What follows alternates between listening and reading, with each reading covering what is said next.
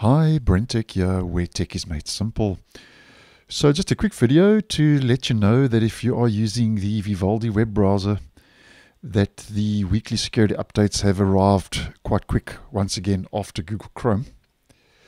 And after the update has been applied, the browser is sitting on version 6.9.3447.44. So this is the second point release update for version 6.9, which is the latest release. And then the Chromium platform, which the browser is based on, is being bumped up to 128.0.6613.146. Now, before we have a look at the security side of things, just a quick look at two bug fixes that have rolled out. The first is if you are using the calendar in the browser, they have fixed an issue where the welcome dialog stuck when a location had been selected.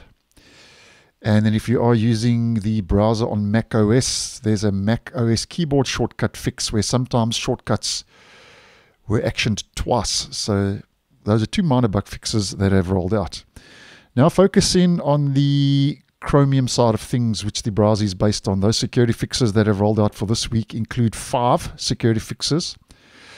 All of them are high severity, and they address common exploits like heap buffer overflow, user after free, and type confusion in the V8 JavaScript engine. So if you are using the Vivaldi browser, just make sure it's up to date sooner than later.